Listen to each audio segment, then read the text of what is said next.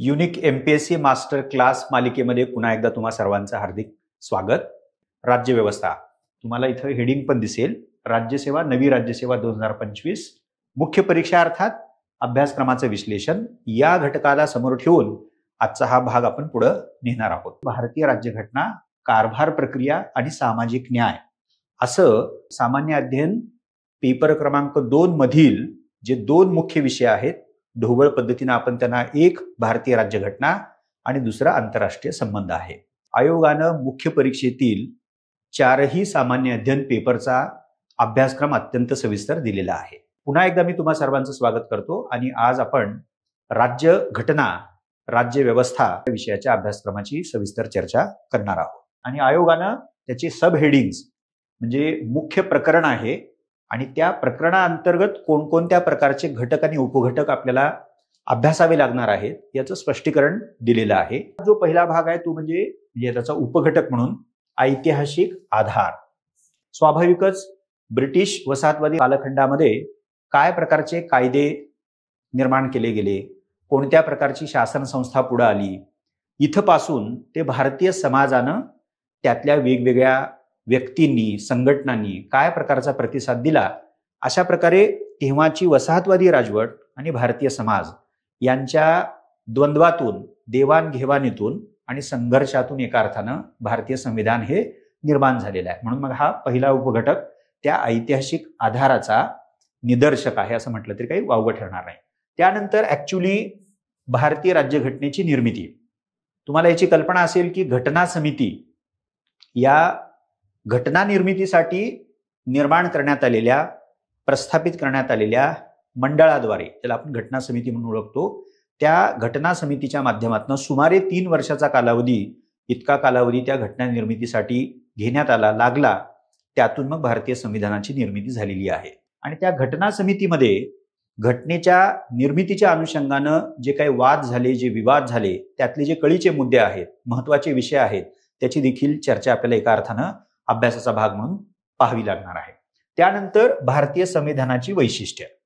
काही वैशिष्ट्य तर आपण अगदी 5वी-6वीला नागरिक शास्त्रामध्ये भारतीय राज्यघटनेचा जो भाग शिकत आलो आहोत तेव्हापासून आपल्या नजरेतनं जातात, आपल्या कानावर पडतात. त्याविषयी आपण बोलतो की भारताचं संविधान हे एक अत्यंत विस्तृत अशा प्रकारचं, लिखित अशा प्रकारचं संविधान आहे. इथपासून ते ताठरता आणि लवचिकता, तर या दोन्ही वैशिष्ट्यांचा मेळ आपल्या भारतीय संविधानामध्ये घालण्यात आलेला आहे. इथपासून ते सार्वत्रिक प्रौढ मताधिकार देणारं पहिलं संविधान असं म्हटलं तर वावगं ठरणार नाही. अशा वेगवेगळ्या प्रकारच्या वैशिष्ट्याची चर्चा आपल्याला करावी लागणार आहे. त्यानंतर घटनेमध्ये म्हणजे 26 जानेवारी 1950 पासून आपल्या संविधानाची, राज्यघटनेची अंमलबजावणीची प्रक्रिया आपण सुरू केली, हाती घेतली, तिचा अंमल आपण सुरू केला. तेव्हापासून ते आज 2025 पर्यंत, आणि जेव्हा तुम्ही ऍक्च्युअली परीक्षा द्याल, मुख्य परीक्षा द्याल, तोपर्यंत ज्या काही महत्वाच्या घटना दुरुस्त्या असतील तर त्या घटना दुरुस्त्यांचा अभ्यास आपल्याला करायचा आहे. त्याखेरीज विशेष तरतुदी या आपल्या भारतीय संविधानामध्ये ज्या काही आहेत, अगदी लोकसेवकांविषयीच्या आहेत, भाषेच्या बाबतीमधल्या ज्या काही विशेष तरतुदी आहेत, आरक्षणासारखं जे धोरण आहे ते आपल्या घटनेमध्येच त्याचा समावेश करण्यात आलेला आहे. अशा असंख्य विशेष तरतुदी तुम्हाला पाहाव्या लागतील, अभ्यासाव्या लागतील. हा एक अत्यंत इंटरेस्टिंग उपघटक ज्याला म्हणूयात, सिलेबसमध्ये समाविष्ट केलेला आहे. त्याचं नाव आहे मौलिक संरचना, बेसिक स्ट्रक्चर. 1973च्या प्रसिद्ध केशवानंद भारती खटल्यामध्ये सर्वोच्च न्यायालयानं या मौलिक संरचना सिद्धांताच्या आधारे निवाडा दिला आणि त्यात न्यायालयाने असं म्हटलं की भारतीय संसदेला भारतीय राज्यघटनेच्या कोणत्याही भागामध्ये दुरुस्ती करण्याचा अधिकार आहे, परंतु त्या भागामध्ये, त्या बाबींमध्ये, त्या विषयांमध्ये घटनेला दुरुस्ती करता येणार नाही जे विषय, ज्या बाबी मौलिक संरचनेचा भाग असतील. त्यानंतर पुन्हा मी सोयीसाठी हा क्रमांक वापरतोय. संघ किंवा केंद्र आणि राज्य, ही जी संघराज्य व्यवस्था आहे त्या संघराज्य व्यवस्थेमध्ये शासनाच्या 2 पातळ्या आहेत. त्यातलं एक संघ शासन किंवा मध्यवर्ती शासन आणि दुसरं आहे ते घटक राज्य शासन.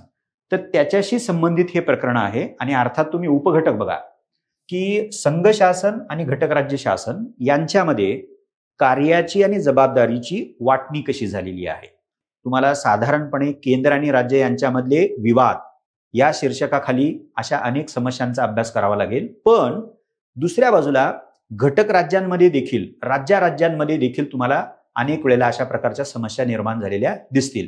तर ज्या काही असतील, म्हणजे सीमा वाटपाच्या बाबतीत असतील, पाणी वाटपाच्या बाबतीत असतील, किंवा वित्ताचं वाटप, जिथं एका बाजूला संघ शासन आणि दुसऱ्या बाजूला घटक राज्य यांच्यामध्ये तानेबाने संघर्षात्मक परिस्थिती निर्माण होते.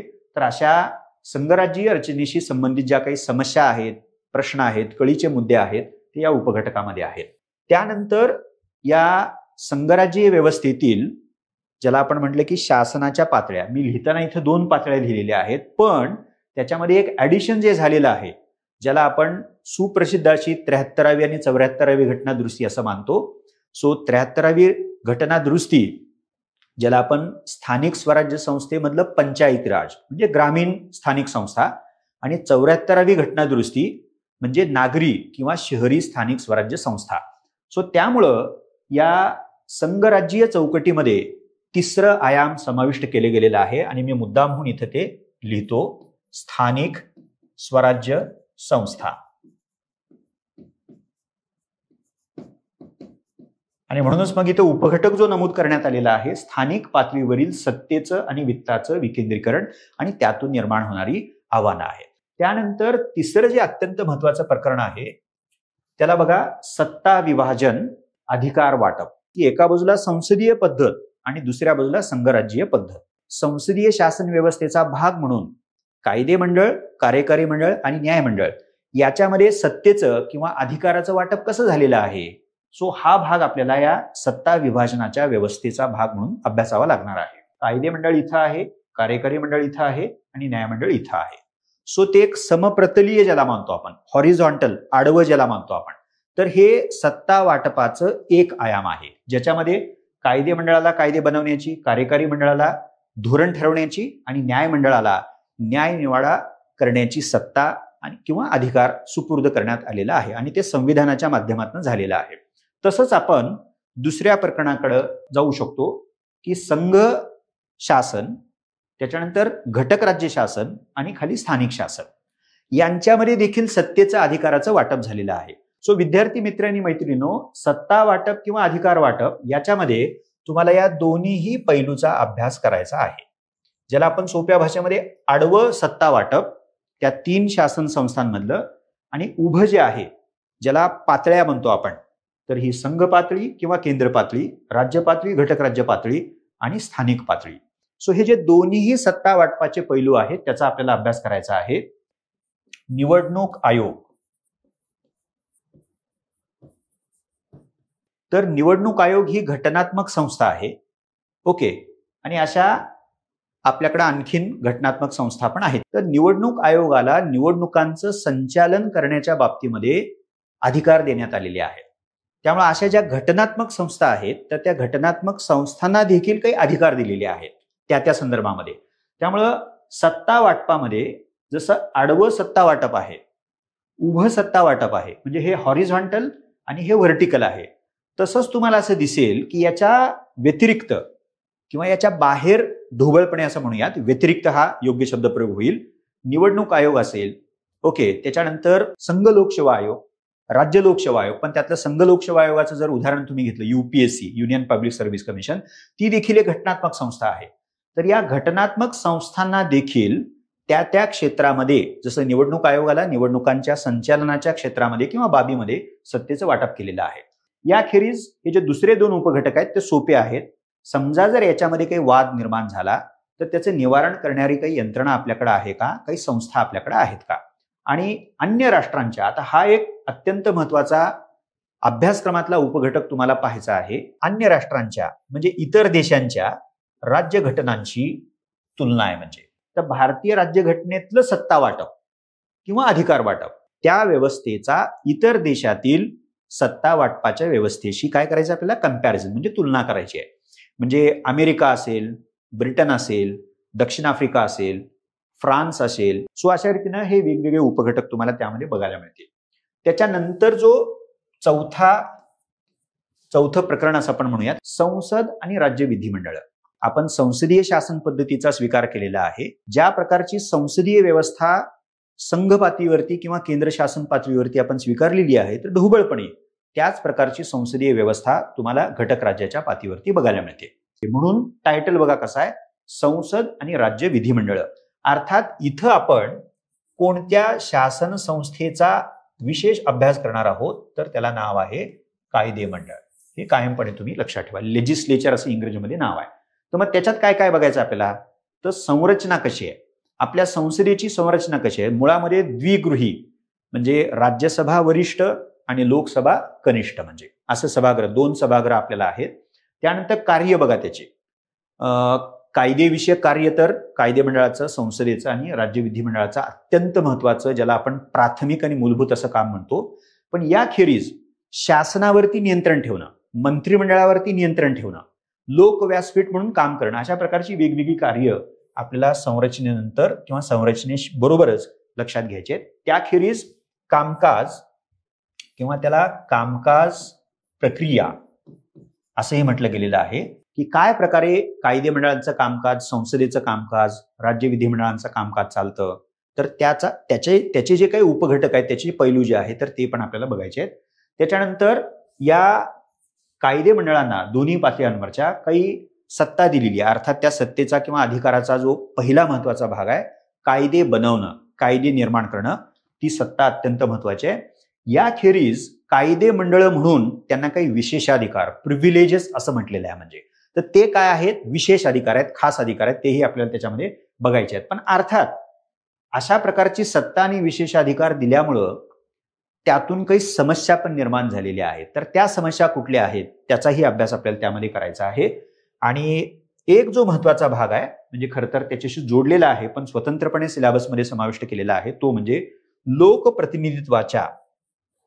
प्रतिनिधित्व. म्हणजे भारतानं लोकशाही शासन व्यवस्थेचा स्वीकार केलेला आहे. आणि आपल्याकडे कसली लोकशाही आहे, तर अप्रत्यक्ष, इनडायरेक्ट डेमोक्रेसी आहे. तिला दुसऱ्या भाषेमध्ये प्रातिनिधिक लोकशाही, रेप्रेझेंटेटिव्ह डेमोक्रेसी असं म्हटलेलं आहे. म्हणजे लोकशाही म्हणजे जर लोकांचं शासन असं मानलं आपण, तर भारतीय लोक काही स्वतः शासन चालवत नाहीत, तर भारतीय लोक आपल्या प्रतिनिधींच्या माध्यमातून शासन चालवतात. म्हणून त्याला अप्रत्यक्ष लोकशाही, प्रातिनिधिक लोकशाही म्हटलेलं आहे. पण ही जी काही प्रतिनिधित्वाची पद्धत आहे, तर त्या संदर्भामध्ये कायदे केले गेलेले आहेत. म्हणून मग आपल्या सिलेबसमध्ये हे जे काही लोकप्रतिनिधीच्या संदर्भामधले कायदे आहेत, तर त्या कायद्याचा अभ्यास देखील समाविष्ट केलेला आहे.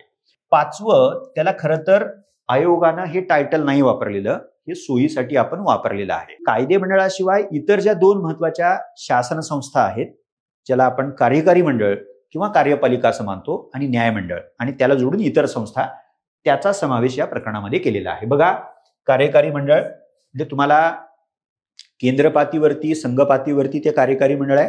आणि या कार्यकारी मंडळाचे 2 उपघटक ज्याला म्हटले गेलेले आहेत. एक म्हणजे राजकीय कार्यकारी मंडळ, ज्याला खूप एक ढोबळ शब्दप्रयोग वापरला जातो, मंत्रिमंडळ आहे. ओके. आणि दुसरं जे आहे, ज्याला प्रशासन असं म्हटलेलं आहे. बघा, प्रशासन किंवा नोकरशाही असं म्हटलंय त्याला. सो कार्यकारी मंडळामध्ये या 2 महत्वाच्या. तसंच मग तुम्हाला न्यायमंडळ दिसेल. ओके. आणि शेवटी एक महत्वाचा कॉमन फॅक्टर दिलाय बघा, कार्यकारी मंडळ, रचना, संघटन, कार्य आणि त्यांची राज्यव्यवस्थेतली भूमिका. म्हणजे रचना काय आहे या प्रत्येक संस्थेची, संघटन काय, कार्य काय आणि राज्यव्यवस्थेमधली त्यांची भूमिका काय आहे. सो हे मंत्रालयाला लागू आहे. शासनाचे वेगवेगळे विभाग आहेत, ते आपल्या कार्यपालिकेचा भाग म्हणून काम करतात. आता हे जे 2 महत्वाचे वेगळे घटक मुद्दामहून वेगळे काढायला पाहिजेत, तर हे काही औपचारिक अर्थानं शासन नावाची जी काही यंत्रणा आहे त्याचा ते भाग नाहीयेत. हे दबाव गट आहेत. म्हणजे ओके, आपल्या समाजामध्ये आपापले हितसंबंध जपण्यासाठी गट एकत्र येतात, म्हणजे लोकांचा समूह बनतो. ते कधी वेल ऑर्गनाइज्ड म्हणजे सुसंघटितपणे एकत्र येतात, कधी कधी ते अनौपचारिक पद्धतीने एकत्र येतात. पण हितसंबंध आपले संरक्षित करण्यासाठी, त्याचं संरक्षण करण्यासाठी ते एकत्र येतात. आणि ते नुसतं एकत्र येतात असं नाही, किंवा ते कसे संरक्षित ठेवतात, तर शासनावरती, प्रशासनावरती ते दबाव टाकतात. म्हणून त्यांना दबाव गट असं म्हटलेलं आहे. तर त्या दबाव गटाचाही अभ्यास आपल्याला करायचा आहे. आणि त्याला जोडून इतर औपचारिक असतील आणि अनौपचारिक संघटना असतील. आता NGO आपल्याला माहिती आहेत, non governmental organisations, voluntary organisations, म्हणजे बिगर शासकीय संस्था असतील, स्वयंसेवी संस्था असतील, असे अनेक औपचारिक अनौपचारिक, मी त्याला ढोबळपणे जोडतोय म्हणजे, तर त्या संस्था संघटनांचा अभ्यास देखील आपल्याला करायचा आहे. त्यानंतर हे 6वं प्रकरण बघा, स्थानिक स्वराज्य संस्था. आयोगानं त्याचे तपशील दिलेले नाहीयेत, पण फक्त स्थानिक स्वराज्य संस्था असं म्हटलंय. पण मला असं वाटतंय की त्याच्यामध्ये आपण उपमुद्दे म्हणजे उगम कसा झाला आणि त्याच्यानंतर वाटचाल काय राहिलेली आहे. ओके, त्याच्यानंतर ज्या 2 राज्यघटना दुरुस्त्यांचा मी उल्लेख केला, 73वी आणि 74वी घटना दुरुस्ती. ओके, हा त्याच्यामध्ये तुम्हाला भाग समाविष्ट करता येईल. आणि ही जी काही एकूण आपल्या स्थानिक स्वराज्य संस्थेची जी काही वाटचाल आहे, मी पुन्हा एकदा तो घेतोय म्हणजे, तर त्या वाटचालीचं मूल्यमापन डेफिनेटली आपल्याला अभ्यासावं लागणार आहे. मग या मूल्यमापनामध्ये आपल्याला काय प्रकारचं यश म्हणजे अचिव्हमेंट्स काय आहेत, त्याच्यानंतर उणिवा मर्यादा काय आहेत, अशा दोन्ही पैलूचाही अभ्यास डेफिनेटली करावा लागेल. म्हणजे यश काय आहे आणि दुसऱ्या बाजूला अपयश काय आहे. 7वं प्रकरण आहे घटनात्मक पद. आता राष्ट्रपती हे देखील घटनात्मक पद आहे, राज्यपाल हे देखील घटनात्मक पद आहे, किंवा जर आपण युपीएससीचे चेअरमन म्हटलं तर ते घटनात्मक पद आहे. सो अशा वेगवेगळ्या घटनात्मक पदांचा विचार आपल्याला करायचा आहे. तर त्याच्या नियुक्त्या कशा होतात, आणि तुम्हाला सर्वांना याची कल्पना आहे की समजा जर आपण असं म्हटलं की न्यायमंडळ, न्यायमंडळातली पदं, त्यातलं सर्वोच्च न्यायालय घेतलं तर सरन्यायाधीश आहेत जे चीफ जस्टिस ऑफ इंडिया म्हणून ओळखले जातात, तर त्यांची नियुक्ती कशी होते. निवडणूक आयुक्त, मुख्य निवडणूक आयुक्त, त्यांची नियुक्ती कशी होते. त्याच्यानंतर संघ लोकसेवा आयोगाचे जे चेअरपर्सन आहेत, अध्यक्ष जे आहेत, त्यांची नियुक्ती कशी होते. त्यानंतर मग त्या पदांना, हे स्वाभाविकच आहे, पद जर असतील तर त्या पदांना सत्ता आणि अधिकार दिलेला असणार. त्यामुळं त्या सत्ता आणि अधिकाराचा विचार आपल्याला करायचा आहे. त्या व्यतिरिक्त कार्य आणि जबाबदाऱ्या कुठल्या आहेत, म्हणजे फंक्शन्स काय आहेत आणि काय प्रकारच्या रिस्पॉन्सिबिलिटी दिल्या गेलेल्या आहेत. आणि हा काही फार कॉम्प्लेक्स वाटणारा ॲब्सोल्युटली भाग नाहीये. त्यानंतर 8वं प्रकरण घटनात्मक आणि बिगर घटनात्मक संस्था, कॉन्स्टिट्युशनल बॉडीज. आता इथं युपीएससी एक कॉन्स्टिट्युशनल बॉडी आहे, इलेक्शन कमिशन एक कॉन्स्टिट्युशनल बॉडी आहे, कॅग ओके महालेखा परीक्षक ती एक कॉन्स्टिट्युशनल बॉडी आहे. सो अशा रीतीनं तुम्हाला त्याचाही अभ्यास करायचा आहे. पण घटनात्मक ही जशी मंडळ आहेत, इथं आपण पदाचा विचार करत नाही, घटनात्मक संस्थांचा विचार करतोय, बॉडीचा विचार करतोय. ओके, ही जशी आहेत तशीच तुम्हाला वैधानिक, ओके, स्टॅट्युटरी असं म्हटलेलं आहे. म्हणजे स्टॅट्यूट म्हणजे खरं तर संसदीय कायद्यानं किंवा कायदे मंडळाच्या कायद्यानं निर्माण झालेलं. तुम्ही जर राष्ट्रीय महिला आयोग जर बघितलं किंवा राष्ट्रीय मानवी हक्क हे जर उदाहरण बघितलं, तर हे काही घटनात्मक ती संस्था नाहीये, तर संसदीय कायद्याने निर्माण केल्या गेलेल्या त्या संस्था आहेत. नियामक मंडळ, रेग्युलेटरी अथॉरिटी असं त्याला म्हटलेलं आहे. म्हणजे सुरुवातीपासून आपल्या व्यवस्थेमध्ये आहेत, पण 1991 नंतर या नियामक मंडळांचा विस्तार झालेला दिसतो. अर्धन्यायिक मंडळ पण आहेत, म्हणजे ज्याला क्वाझाय ज्युडिशियल ट्रायब्युनल्स, विशेषतः लवाद जे असतात, तर ते लवाद साधारणतः अर्धन्यायिक मंडळे म्हणून ओळखली जातात. त्यांची रचना कशी आहे, नियुक्त्या कशा आहेत, कसल्या प्रकारचे अधिकार देण्यात आलेले आहेत आणि कार्य आणि जबाबदाऱ्या कोणत्या आहेत, या बाबीचा आपल्याला विचार करायचा आहे. विविध क्षेत्रातील विकासासाठी शासकीय धोरणं आणि हस्तक्षेप. विशेषतः आपल्यासारख्या समाजामध्ये शासनाचं काम आपण महत्वाचं मानतो, ते म्हणजे एकंदर समाजाचा विकास करणं आणि त्यातही त्या समाजातले जे वंचित, दुर्लक्षित, शोषित घटक आहेत त्यांचा विकास करणं. मग हे जे काही धोरणं किंवा हस्तक्षेप हाती घेतले जातात आणि सकारात्मक हस्तक्षेप जे काही केलं जातं, तर त्याचं कॉन्सेप्च्युअलायझेशन म्हणजे संकल्पन असा शब्दप्रयोग वापरले बघा. आता संकल्पन करणं म्हणजे काय, काहीतरी ठरवणं म्हणजे विचार करणं, म्हणजे आपल्याला काय करायचं आहे. सो काय करायचं आहे हेच या संकल्पन नावाच्या प्रक्रियेमध्ये आपल्याला ठरवणं, ती आयडिया समोर मांडणं. सो विचार प्रक्रियेशी संबंध आहे त्याचा. आणि मग जे काही तुम्ही संकल्प कराल म्हणजे ठरवाल, ओके, तर त्याची अर्थातच आपल्याला अंमलबजावणी करावी लागते. तुम्हाला याची सगळ्यांना कल्पना आहे की आपल्या समाजामध्ये इतकी गुंतागुंत आहे की कशाचीही अंमलबजावणी करणं हे साधं सोपं काम नसतं. म्हणून मग अंमलबजावणी करत असताना ज्या काही समस्या, जे काही प्रश्न आहेत, तर त्याचाही अभ्यास इथं करावा लागतो. त्यानंतर 10वं जे प्रकरण आहे विकास प्रक्रिया आणि विकास उद्योग असं म्हटलंय त्याला. म्हणजे ओके, सो डेव्हलपमेंटल प्रोसेस काय काय बाबीचा आपल्याला त्याच्यामध्ये अभ्यास करायचा आहे. बिगर शासकीय संस्था म्हणजे विकासात्मक प्रक्रियेमध्ये शासनाची भूमिका आहे, पण त्या भूमिकेमध्ये तुम्हाला कालांतरानं बदल झालेले पण दिसतात. म्हणजे 1950 ते 91 हा एक काळ आहे. त्या काळामध्ये नेहरू मॉडेल, मिश्र अर्थव्यवस्थेचं मॉडेल, राज्य संस्थेला, शासन संस्थेला व्यापक रोल देणारं मॉडेल म्हणून ते ओळखलं जातं. पण 91 साली आपण उदारीकरण, खाजगीकरण आणि जागतिकीकरणाचा, ज्याला इंग्रजीमध्ये शॉर्ट फॉर्म आहे LPGचा जसा स्वीकार केला, तसं शासन संस्थेच्या विकास प्रक्रियेतील भूमिकेमध्ये बदल झाला. आणि मग तुम्हाला शासनाबरोबर इतर बिगर शासकीय घटक, बिगर शासकीय अभिकर्ते त्या विकास प्रक्रियेमध्ये सहभागी होताना दिसतात. म्हणजे तर त्यातला एक जो घटक आहे बिगर शासकीय संस्था, इंग्रजीमध्ये त्याला NGO, नॉन गव्हर्नमेंटल ऑर्गनायझेशन असं म्हटलंय. त्याच्यानंतर सेल्फ हेल्प ग्रुप, तुम्हाला सर्वांनी ते ऐकलं असणार, वर्तमानपत्रामध्ये बातम्या येतात, कदाचित तुमच्या कुटुंबातलं कुणीतरी सेल्फ हेल्प ग्रुपचा भागही असू शकतं वगैरे वगैरे. तर ते स्वयंसहाय्यता समूह काय आहेत त्याचाही अभ्यास आपल्याला या विकास प्रक्रियेमध्ये करायचा आहे. विविध गट आणि संघटना आहेत. त्याच्यानंतर देणगीदार, त्यानंतर धर्मादाय संस्था आणि इतर, ज्याला म्हणतो आपण संस्थात्मक आणि अन्य हितसंबंधी घटकांच्या भूमिका काय. 11वं प्रकरण, तर ते अर्थात वंचित घटकांचं कल्याण. मी पुन्हा तो मुद्दा रिपीट करतोय की शासनाचं काम काय, तर स्थैर्याची हमी देणं, विकासाची हमी देणं. समाजाचा विकास हा महत्वाचा भाग असतोच, पण त्या समाजाच्या विकासामध्ये कुणाचा विकास, तर त्याची काळजी विशेष जी शासनाला घ्यावी लागते ती म्हणजे वंचित घटकांची. ते वंचित आहेत, ते दुर्लक्षित आहेत, ते शोषित आहेत. त्यामुळे अशा शोषित घटकांचा विकास करण्याची जबाबदारी ही शासन संस्थेला सार्वजनिक संस्था म्हणून हाती घ्यावी लागते. खाजगी व्यक्ती त्या करतील का, खाजगी कंपन्या त्या करतील का, तर त्या मुळीच करणार नाहीत. म्हणजे कारण त्या स्वतःच्या हितसंबंधाला समोर ठेवून काम करतात. म्हणून शासन की जे सार्वजनिक प्रश्नांचा विचार करतं, सामाजिक हिताचा विचार करतं, सार्वजनिक हिताचा विचार करतं, ही विशेष जबाबदारी शासनाला पार पाडावी लागते. मग त्याच्यामध्ये बघा स्वाभाविकच केंद्र किंवा आपण त्याला शब्दप्रयोग जो वापरतोय तो संघ शासन आणि केंद्र हा आपण कंसात लिहूयात. या दोन्ही शासनाच्या ज्या काही वेगवेगळ्या प्रकारच्या योजना आहेत तुम्हाला सर्वांना माहिती आहे, शिक्षणाच्या क्षेत्रामध्ये आहेत, आरोग्याच्या क्षेत्रामध्ये आहेत, कृषीच्या क्षेत्रामध्ये आहेत, पर्यावरणाच्या आहेत, अशा अनेक योजना तुम्हाला पाहायला मिळतील. त्याची कामगिरी काय बघा.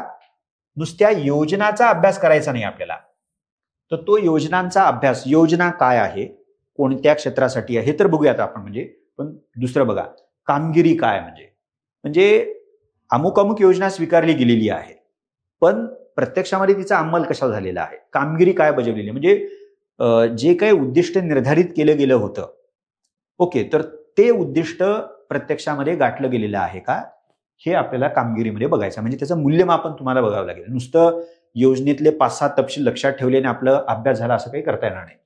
अर्थात या योजनांची राबवणूक करण्यासाठी काही यंत्रणा असतात. प्रशासन त्यातली एक महत्वाची यंत्रणा आहे, NGO दुसरी महत्वाची यंत्रणा आहे. अशा अनेक यंत्रणांचा अभ्यास आपल्याला करायचा आहे. त्यासाठी कायदेही बनवले गेलेले आहेत. तुम्ही जर उदाहरण घेतलं MGNREGS म्हणजे स्कीम आहे, पण त्याचा ऍक्ट पण झाला MGNREGA. सो एक उदाहरण म्हणून मी दिले त्याला. आणि त्यानंतर या गटांच्या विकासासाठी स्थापन केल्या गेलेल्या वेगवेगळ्या प्रकारच्या संस्था कुठल्या आहेत आणि वेगवेगळ्या प्रकारची मंडळं कुठली आहेत. सो अशा रीतीनं वंचित घटकांचं कल्याण या मुख्य प्रकरणामध्ये, जसं नंबर आपण 11 म्हणलेला आहे, त्यात दोन्ही पातळ्यांवरील शासनाच्या योजनांपासून ते त्यांनी कोणकोणत्या प्रकारच्या संस्था आणि यंत्रणा स्थापन केलेल्या आहेत याचा अभ्यास करावा लागतो. 12वं जे प्रकरण आहे त्याच्यामध्ये सामाजिक क्षेत्र आणि सेवा असं म्हटले बघा. त्याच्यातले कळीचे मुद्दे सिलेबसमध्ये दिलेले आहेत. बघा काय काय आहेत. विकास आणि व्यवस्थापन. तुम्हा सर्वांना याची कल्पना आहे की कोणत्याही समाजाचं उद्दिष्ट हे आपला विकास करणं हे असतं, नो डाऊट अबाउट दॅट. त्याच्यामध्ये कुठल्याही प्रकारची शंका घेण्याचं काही कारण नाही. म्हणजे ओके, पण तो विकास म्हणजे काय, त्याचे वेगवेगळे आयाम कुठले आहेत, त्याचं व्यवस्थापन कसं केलं जातं, हे कळीचे मुद्दे आहेत. म्हणजे जर आपण विकासाचा अर्थ आर्थिक वृद्धी म्हणजे इकॉनॉमिक ग्रोथ असा फक्त अर्थशास्त्रीय पद्धतीनं जर घेतला आपण, तर मग तो आपला विकासाचा अर्थ अत्यंत मर्यादित होईल. म्हणजे आणि म्हणून मग तुम्हाला इथं वेगवेगळे पैलू जे आहेत विकास प्रक्रियेमध्ये घटक म्हणूया त्याला आपण. आरोग्य, त्याचा समावेश त्यामध्ये असला पाहिजे. त्यानंतर शिक्षण जे अत्यंत पायाभूत आहे त्याचा समावेश केलेला आहे. मानव संसाधन किंवा मानवी संसाधन, ह्युमन रिसोर्स डेव्हलपमेंट ज्याला म्हटलेलं आहे. आता भारतामध्ये लोकसंख्या अफाट आहे, लोकसंख्येकीय लाभांशाची चर्चा आपण करतो आहोत, पण या एवढ्या मोठ्या लोकसंख्येचं, विशेषतः त्यातली जी तरुण लोकसंख्या आहे, त्यांच्या जर आपण कौशल्याचा विकास नाही केला, त्यांच्या क्षमतांचा विकास नाही केला, तर मला असं वाटतं की मानवी संसाधन प्रक्रियेमध्ये, विकास प्रक्रियेमध्ये आपण कमी पडलो असा त्याचा अर्थ आहे. आणि त्या कामी हे जे दोन महत्वाचे घटक आहेत, जे एका बाजूला आरोग्य आहे आणि दुसऱ्या बाजूला शिक्षण आहे, हे महत्वाची भूमिका बजावतात. म्हणजे आणि त्यानंतर दारिद्र्य आणि उपासमार, ही विकासाचा जेव्हा जेव्हा आपण विचार करतो तर एका बाजूला विकास होतोय, आर्थिक वृद्धी होते, पण त्याच वेळेला दारिद्र्याची आणि उपासमारीची समस्या देखील आपल्या इथं पूर्वी पण होती, पण 91 नंतर ती आणखीन वाढताना तुम्हाला दिसते. मग तिची कॉम्प्लेक्सिटी का वाढते, म्हणजे ह्याचाही विचार आपल्याला डेफिनेटली करायचा आहे. त्यानंतर हे जे 13वं प्रकरण आहे, कारभार प्रक्रिया, गव्हर्नन्स असं म्हटलेलं आहे. 1990 नंतर गव्हर्नमेंट टू गव्हर्नन्स असा काही एक बदल झालेला आहे. म्हणजे शासन ते शासन प्रशासन प्रक्रिया, किंवा त्याला मराठीमध्ये कारभार प्रक्रिया असा एक शब्दप्रयोग वापरलेला आहे. ओके, तर त्या प्रक्रियेमध्ये अर्थात प्रशासनाची भूमिका आपल्याला बघायची आहे. ती पाहत असताना पारदर्शकता आणि उत्तरदायित्व हे कारभार प्रक्रियेचे अत्यंत महत्वाचे पैलू मानले जातात. त्यानंतर सिटिझन्स चार्टर म्हणजे नागरिकांची सनद. आता ती नागरिकांची सनद काय असते, तर नागरिकांच्या हक्काची सनद आहे. म्हणजे शासनानं नागरिकांना सेवा पुरवायच्या असतात, पण त्या सेवा वेळेत पुरवणं आणि त्या वेळेत उपलब्ध होणं, तो तसा उपलब्ध होण्याचा अधिकार किंवा त्याच्यामध्ये ट्रान्सपरन्सी असणं, त्याच्यामध्ये इफेक्टिव्हिटी असणं, इफिशियन्सी असणं, असे वेगवेगळ्या प्रकारचे जे हक्क आहेत नागरिकांचे, तर त्या हक्कांचा समावेश असणारा तो दस्तऐवज म्हणून मानला जातो नागरिकांची सनद. त्यानंतर ई प्रशासन. ओके, इलेक्ट्रॉनिक म्हणजे आपण माहितीच्या युगात राहतो, इंडस्ट्रियल रेव्होल्युशन 4.0चा आपण विचार करतोय, AI ची आपण चर्चा करतोय सगळी. तर त्याच्यामध्ये ते जे ई आहे, तर त्या तंत्रज्ञानाचा वापर आपल्या ई प्रशासन नावाच्या प्रक्रियेमध्ये केला जातो.